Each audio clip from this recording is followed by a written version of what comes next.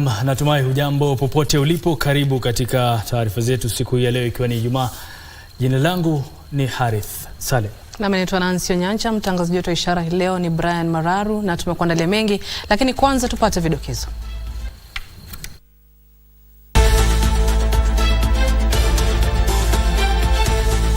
Kiongozi wa Azimio Raila Odinga asema huenda akabadili mbinu za maandamano iwapo mchakato wa majadiliano hautafanikiwa. Tunaomba serikali na upinzani wazingatie kwamba Kenya hii si yao peke yao na si ya viongozi kama sisi na wao walio katika serikali. Baraza la makanisa humu nchini lapongeza mirengo kinzani ya kisiasa kwa kurejelea mazungumzo. Na mababu na walinzi wa kibinafsi kupokea mafunzo maalum katika mabadiliko yanayotekelezwa na serikali katika sekta hiyo.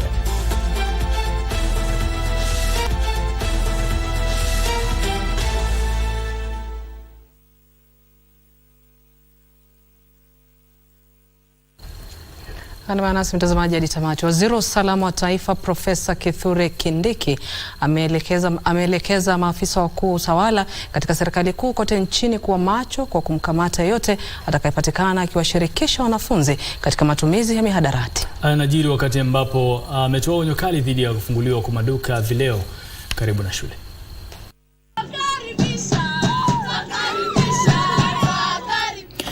Akiongea katika shule ya wasichana ya St. Germain Gatanga katika eneo bunge la Gatanga, kaunti ya Murang'a, wakati wa hafla ya kuwazawadi waliotia fora na pia kuchanga fedha za kugharamia ujenzi wa bweni la kisasa, waziri wa usalama wa kitaifa Profesa Kithure Kindiki alikariri haja ya kuwalinda watoto dhidi ya mihadarati. Kama kuna mtu anauza pombe karibu na shule ama anajaribu kutafuta watoto wa shule na wanafunzi kuwaingiza katika mambo ya pombe na madawa, nataka niseme huyo ni adui wa taifa la Kenya, kama vile wale magaidi wa Al-Shabaab na wale wezi ambao wanaibia wale wengine mali yao. Kindiki alisema serikali ipo macho na itamchukulia hatua yeyote anayeingiza watoto katika dawa za kulevya. You are destroying our children, you are destroying our country. We will fight you with the same strength and the same vigor and the same commitment that we are using to fight other enemies of our country, including bandits and terrorists. Haya yanajiri akiwataka maafisa utawala katika serikali kuu kuwa macho katika kuhakikisha maduka ya kuuza pombe hayaweki karibu na shule.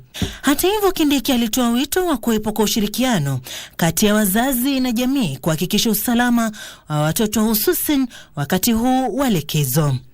Nikiripotia Darubini, jina langu ni Sarafina Ropi. Na mawakili waliodhurika na mkasa wa bomu mwaka 1998 jijini Nairobi sasa unaitaka serikali ya Kenya kushirikiana na ile ya Marekani ili kuondoa vikwazo vinavyozuia kufidiwa. Wakiongozwa na wakili Philip Msolino, walitaka kamati maalum ya bunge la Seneti kuhusu mkasa huo kuandamana nao hadi jijini Washington DC nchini Marekani mwezi ujao ili washauriane na bunge la Seneti la Marekani kuhusu fidia hiyo. Mawakili na walioathirika wameridhia mazungumzo baina ya nchi hizo mbili na kuona jinsi gani watakavyofaidika na fidia ambayo bila shaka baada ya kupoteza kesi waliokuwa wamewasilisha hapo awali katika mahakama ya kimataifa dhidi ya Marekani. We are thinking of September for this committee or representatives of this committee to come to Washington, and we need to start that process now. The second thing is you are their equals. And you are their counterparts, and you are, in a sense, their colleagues in a larger sense than maybe the political sense. It helps to be able to persuade our friends that when they stand shoulder to shoulder with us, bad things happen, we will stand shoulder to shoulder with them. Hard thing to persuade my victims, my clients, right now. But the Kenyan government is in a position to make that argument.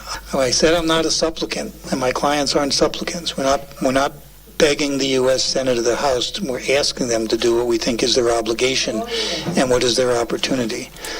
But I am a supplicant here, and I'm asking you for your help for my clients. So please, if you can help, you're the ones who can get them the compensation that they haven't had for 24 years. Na sasa itakuwa lazima kwa mabawabu wa kibinafsi nchini kusajiliwa ili kuajiriwa kuhudumu katika sekta hiyo. Katibu katika Wizara ya Usalama wa Kitaifa Raymond Omolo anasema usajili huo utaleta kiwango cha juu cha utendakazi kitaaluma katika sekta hiyo, mbali na kubuni mwongozo wa udhibiti wa shughuli za sekta hiyo. Tuyapate haya kutoka kwake Wycliffe Okech. Serikali imeweka mikakati ya kuifanyia mageuzi sekta ya ulinzi wa kibinafsi ili kudhibiti sekta hiyo kikamilifu. Mpango huo unajumuisha kuwapa mabawabu wa kibinafsi maarifa mapya kuhusiana na sekta yenyewe kupitia mafunzo ya kiwango cha juu. Ijumaa, katibu katika Wizara ya Usalama wa Taifa Dr. Raymond Omolo aliongoza hafla ya uhamasishaji iliyowaleta pamoja wadau kutoka eneo la magharibi mwa nchi, ambapo alielekeza sharti mabawabu wote wa kibinafsi wasajiliwe kwa ajili ya kutambuliwa. We have initiated the process of issuing security force numbers to private security officers who have successfully completed training in accordance with the private security training curriculum. This number serves as a distinctive identifier designed to streamline the recognition of private security officers by the general public and also to facilitate the government's ability to monitor and manage licensed private security personnel effectively. Omolo pia alizindua kampuni ya kutoa mafunzo kwa mabawabu wa kibinafsi C&M mjini Kisumu. We expect private security training institutions to meet the national training standards and international best practices in order to generate skilled labor not just for the Kenyan market but also for the global market. Katibu huyo anatoa wito wa ushirikiano wa wawekezaji wa humu nchini na kimataifa ili kuimarisha na kuleta mageuzi katika sekta hiyo. We invite willing investors to come on board through the establishment of modern training facilities which can help us truly fortify the foundation of our private security sector and bolster its capabilities. Maslahi ya mabawabu wa kibinafsi pia yaliangaziwa zaidi katika hafla hiyo. Actually, the challenge is only you find that we are the security companies.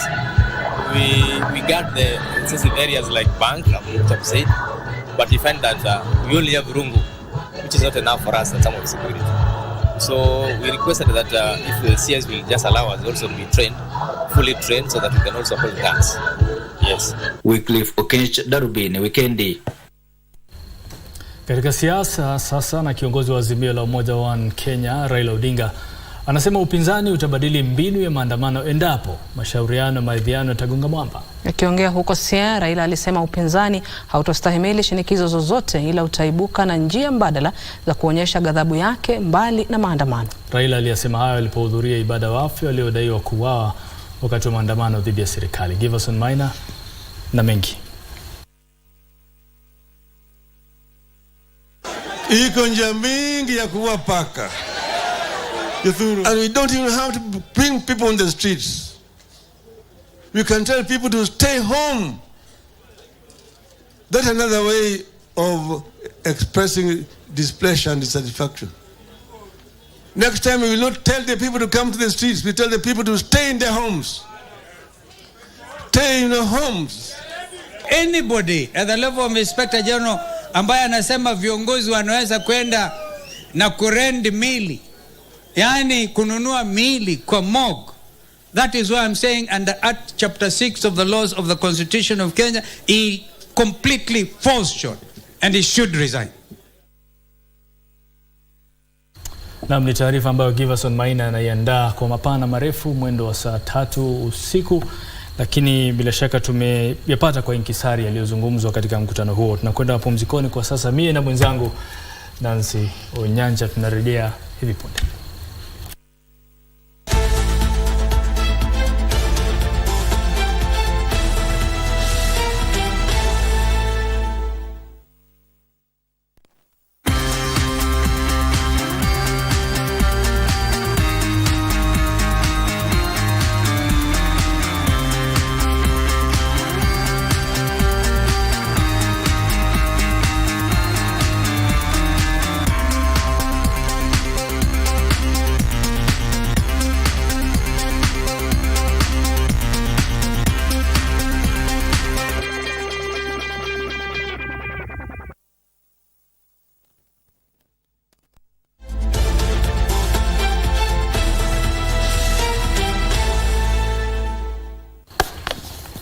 Karibu mtazamaji, unaendelea kutazama Darubini Wikendi. Wakenya wametakiwa kuwajibikia majukumu yao ya mikopo ya kidijitali ili kuepuka kunyanyaswa kila mara na wakopeshaji wa mikopo hiyo kupitia mitandao. Wakizungumza wakati wa kampeni inayoendelea ya uhamasishaji kuhusu umuhimu wa usiri wa data katika kaunti za Nairobi na Uasin Gishu, maafisa kutoka afisi ya kamishna wa utunzi wa data walitoa changamoto kwa wakopeshaji kusaka idhini au kupata idhini kutoka kwa wadhamini wa wale wanaochukua mikopo kabla ya kupitisha mikopo hiyo kwa madhumuni ya kudumisha uwazi. Wakati ambapo kumekuwa na ongezeko la shughuli za kibiashara kupitia mitandao, idadi ya malalamiko ambayo ofisi ya kamishna wa ulinzi wa data inapokea kuhusu watoa huduma za mikopo ya kidijitali inazidi kuongezeka.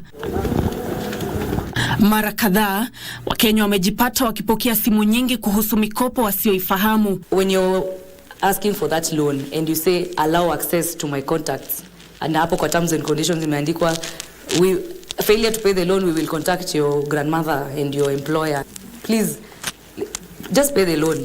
Ofisi ya kamishna wa ulinzi wa data inashirikiana na watu wa mikopo mitandaoni kuhusu masuala ya usiri wa data, huku Wakenya wakihimizwa kuwa waangalifu wanapotumia huduma za kidijitali. We are working together with them and telling them that they are supposed to get consent from the particular either guarantors or the particular phone book addresses that have been listed as, as such as guarantors. Mashirika yanayoshughulikia taarifa za kibinafsi kama vile hospitali pia yamepewa changamoto kuzingatia uwajibikaji wa hali ya juu kuhusu usiri na uadilifu ili kulinda siri za wagonjwa. Just imagine if you ever went to a hospital ukatibiwa.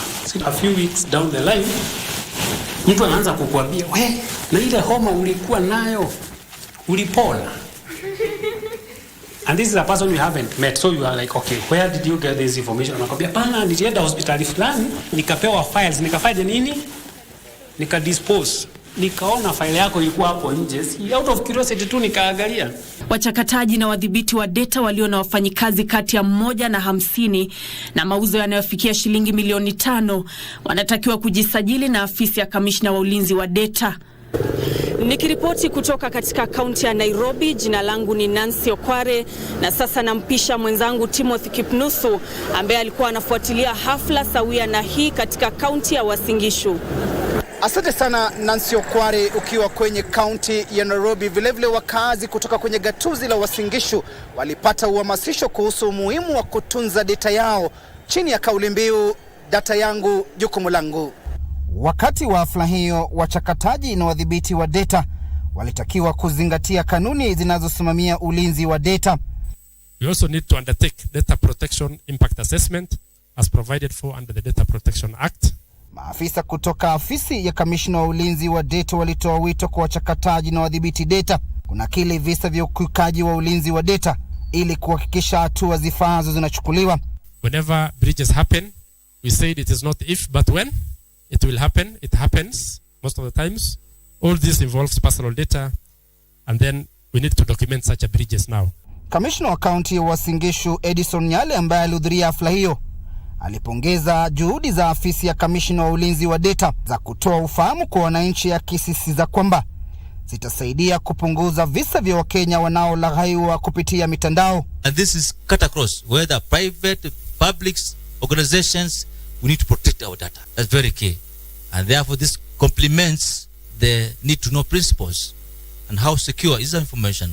As long as you process personal data, it is a requirement by law under Section 18 of the Data Protection Act that you register with the Office of the Data Protection Commissioner. Loads of complaints. That entity is violating your rights. Sawa, and we will come for them. Timothy Kipnusu, Darubini Wikendi, gatuzi la Uasin Gishu.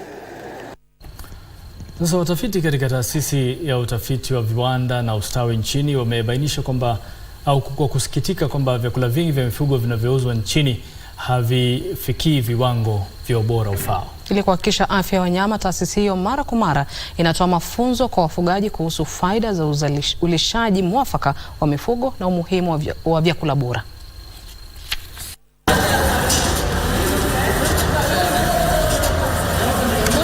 It is beneficial for people who are working within the feed value chain to come for this training because one, it gives you knowledge on how you can be able to advise your clients on the food formulation, and even if you are a supplier, on how you can be able to test for the quality of the feeds so that what you're supplying to the market actually meets the standard. I realized that all that I required to succeed, I already have it at my farm. So Kirdi had all this information, and being able to use the local available materials that they've trained me, that I'll be able to utilize, lower the cost of my animal feed, and feed the society in a better way. I'm happy because right now I understand BSF more than when I came in, because the black soldier fly is very high in protein, but it needs other substitutes.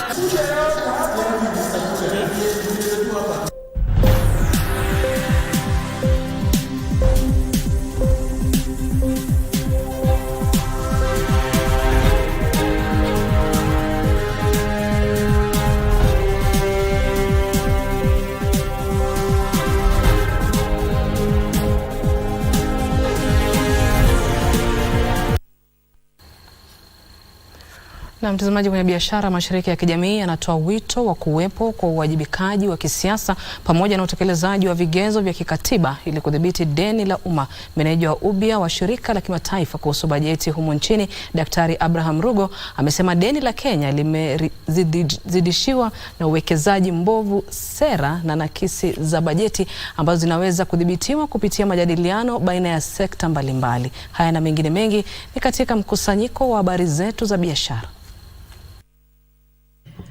Kuanzia Januari mwaka huu, kamati ya bajeti ya bunge la kitaifa ilikadiria deni la serikali kuwa takriban shilingi trilioni 9, ikisalia 8% kufikia kikomo cha madeni yanayoruhusiwa ya shilingi trilioni 10. Mashirika ya kijamii sasa yanatoa wito hatua ya dharura ichukuliwe ili deni la umma lidhibitiwe. It's time for us to make the shilling do what it's supposed to do. And that means then it's a call for deeper accountability, deeper follow through of the public services. Wakati huo huo, biashara ndogo na zile za kadri katika sekta ya utengenezaji bidhaa, kilimo, ujenzi na makao, afya na masuala ya dijitali zitapokea msaada wa hadi shilingi milioni 700 kutoka Benki ya Dunia. Mshirikishi wa viwanda na miradi ya ujasiriamali nchini, Philip Maither, amesema mpango huo wa miaka 2 utatoa huduma za utafiti ili kusaidia watakaonufaika kushughulikia mahitaji mahususi ya kibiashara. This initiative aims to propel SMEs to world-class levels, aligning perfectly with the government's vision of making Kenya more competitive in the global market. Hatimaye, vijana wanafaa kujinufaisha na fursa zinazojitokezea katika uchumi wa mazingira ambazo zitachangia kubuni nafasi za kazi huku wakikabiliana na masuala ya mabadiliko ya hali ya anga. Shirikisho la sekta ya kibinafsi humu nchini limesema kuidhinishwa kwa uchumi wa utengenezaji bidhaa katika usimamizi endelevu wa taka kunaweza kubuni nafasi za kazi zaidi ya milioni 1.5 pamoja na uimarishwaji endelevu wa bidhaa pamoja na kilimo kinachotegemea hali ya anga. Green space or the green economy in itself, we consider it to be very vital. And apart from the deliberate project interventions that the government has established, we want to entrench the entire program for the country, and I can assure the young people that the space are there. Werimujenga, Darubini. Na tukisonga mbele, mtazamaji, serikali imehimizwa kuipa kipaumbele mafunzo ya kiufundi ili kuwatayarisha vijana kwa nafasi za kazi. Akizungumza katika eneo la Kibera katika jukwaa la vijana kabla ya siku ya kimataifa ya vijana ambayo itafanyika kesho, mwanzilishi wa Shining Hope for Communities, Daktari Kennedy Odede, alisema vijana wanastahili kupewa msukumo ili kujishughulikia maishani. Kabla ya siku ya kimataifa ya vijana hapo kesho, zaidi ya vijana 2000 waliungana katika eneo la Kibra kwa hafla ambayo iliandaliwa na shirika la Shining for Hope Communities. Mwanzilishi wa shirika hilo, Daktari Kennedy Odede, alisema serikali inapaswa kuwawezesha vijana kupitia mazingira mazuri ili wapate fursa ya kutumia vipaji vyao. The youth are talented. The youth can create their own jobs.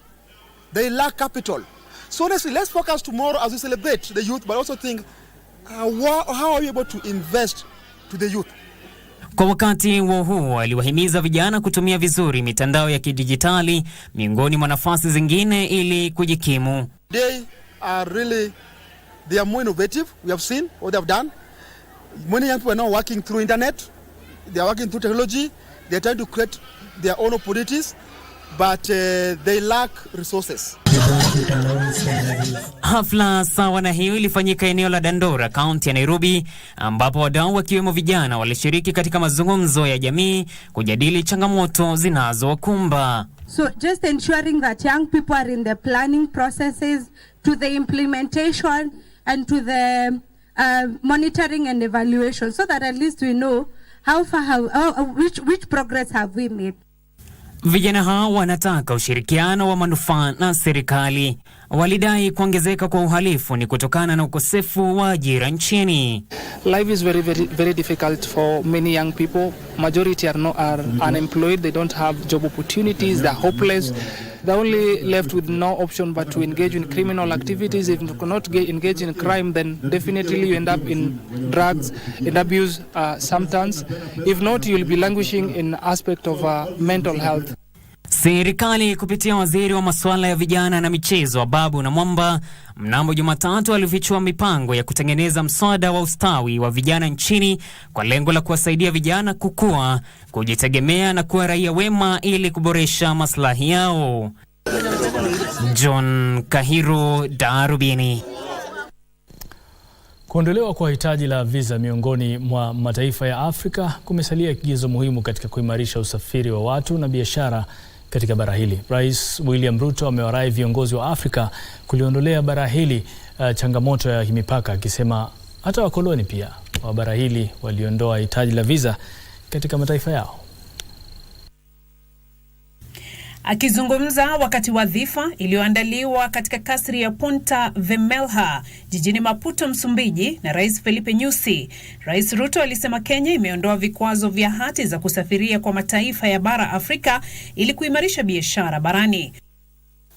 We share history, we share culture, we share destiny, and it is in our place to begin to imagine a continent of brothers and sisters that does not have the limitations of barriers and boundaries and bureaucracy that impedes movement of people or goods or services. Ruto pia alisisitiza haja ya mataifa ya bara Afrika kukumbatia mbinu za kidemokrasia na kuepuka kuchukua uongozi kwa mabavu. I want to commit to you the partnership and the cooperation of the government and people of Kenya in dealing with the challenge of organized crime, terrorism, and violent extremism. Ruto alisema Kenya na Msumbiji zitaendelea kushirikiana katika nyanja mbalimbali kwa maslahi na manufaa ya raia wake. This is what I see, Your Excellency, in the Kenya-Mozambique relations. A successful, opportunity-making partnership that is going places. And I am privileged to have the singular honor of leading this phase of our wonderful bilateral phenomenon with you, Your Excellency, on the other side. Rais Nyusi alisema Kenya na Msumbiji zina uhusiano thabiti, akiongeza kuwa raia wa mataifa yote mawili wana sifa zinazolingana. Alisema nchi hizi mbili zinafaa kuimarisha ushirikiano unaolenga kustawisha maisha ya raia wake. Within the framework of this visit, a number of legal instruments were signed, political instruments which will guide our cooperation activities and will bring a new momentum in our economic diplomacy, which with added gains for both countries. Ruto yuko nchini Msumbiji kwa ziara ya siku 2. Beatrice Gatonyangetich, Darubini.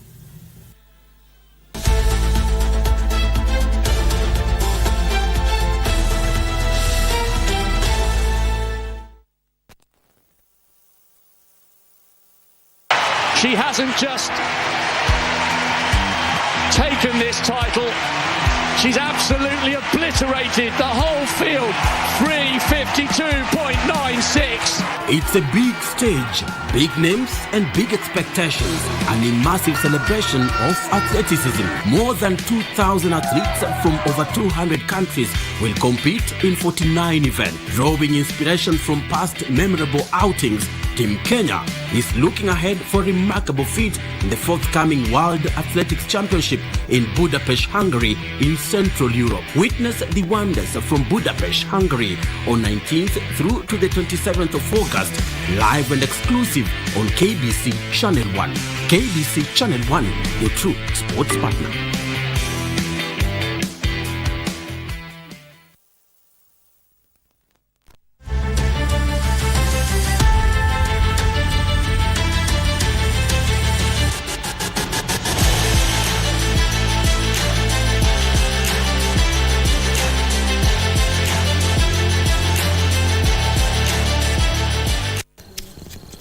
Wachezaji tennis wa Kenya Kyle Shah na Albert Njogu walikuwa miongoni mwa washindi wa leo katika mashindano ya tennis ya Kenya Open yanayoendelea katika uwanja wa klabu ya Nairobi. Wachezaji kutoka zaidi ya mataifa 14 wakiwemo Tanzania na Italia wanashiriki katika mashindano hayo yatakayokamilika hapo kesho. Kyle Shah alimshinda Arnes Habiambere seti 2 kwa bila za 6-2, 6-0 katika mechi ya nusu fainali ya mashindano ya tenisi ya Kenya Open ambayo yatafika kilele chake kesho katika uwanja wa klabu cha Nairobi. Esther Nakulange na Shana Mao wa Tanzania waliwazidi maarifa wa Kenya Stacey Ego na Alicia Kinda kwa kuwashinda seti 2-1, seti za 3-6, 6-4 na 4-10. Tuko kwa nafasi ya kuangalia nafasi ya pili, nafasi ya doubles tuko kwa nafasi ya 3. Kwa hiyo bado tunaendelea, bado tunakimbia kwenye nafasi ya kwanza na ya pili. Kabla ya mechi nilijiandaa vizuri kwa sababu nilijua nakuja kushindana. Pia licha ya kushindana, mashindano haya nachukulia kama mazoezi tu kwa sababu natarajia kwenda Ghana kwenye mashindano ya All African Game. So kwangu mimi mashindano haya nachukulia kama mazoezi. Katika nusu fainali ya wanaume 2 kwa 2, timu ya Kevin Cheriot na Albert Njogu ilionyesha weledi wao dhidi ya wenzao Kazingu Karema na Karisa Kesi kwa kuwashinda seti 2 mfululizo za 6-2 na 6-1. I started by doing some warm-up to avoid injuries during my play. I use a skipping rope and then I sit down to just prepare myself mentally for the matches to make sure I'm calm. Yeah, that's all. Drink lots of water as well to make sure I'm hydrated. And the various prize money that will be won, the topmost prize money being 75,000 shillings for the winners in the men's and women's singles. And the wheelchair tennis, we have $20,000 shillings being won by the winners in the men's and women, and we have doubles. Mashindano hayo yatakamilika kesho huku washindi wakipokea zawadi ya shilingi 75,000 na washindi wa kitengo cha walemavu wakipokea shilingi 20,000. Uhispania wamefuzu kwa nusu fainali ya kombe la dunia kwa wanawake baada ya kuadhibu Uholanzi mabao 2-1 katika mechi ya robo fainali iliyochezwa katika uwanja wa Wellington Regional nchini New Zealand. Wakati huo Uswidi pia imejikatia tiketi ya nusu fainali baada ya kuwafunga Japan mabao 2-1 katika robo fainali ya pili.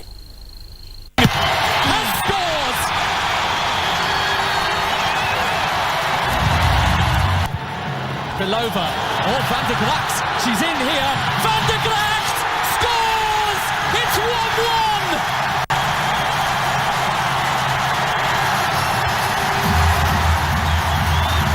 Redemption for Van der Gracht! Abuelo! Brilliant! Right at it, jump towards goal by Eriksson. Still there for Sweden! Angled down.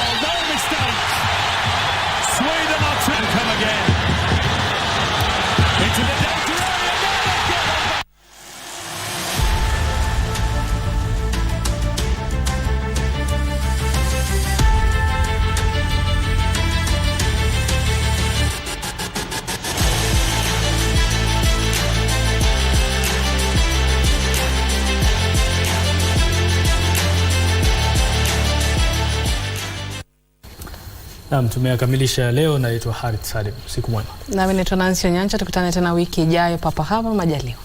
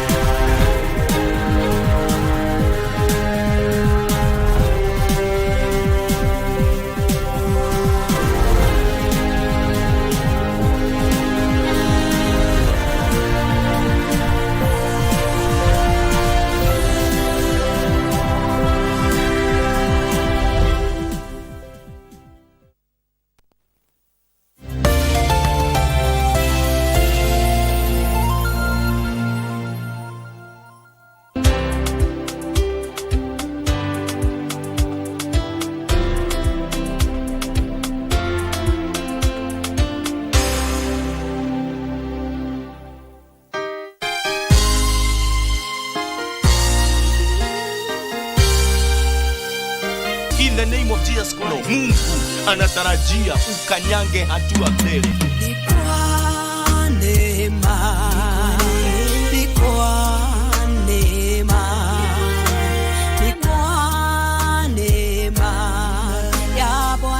Wengine wametawa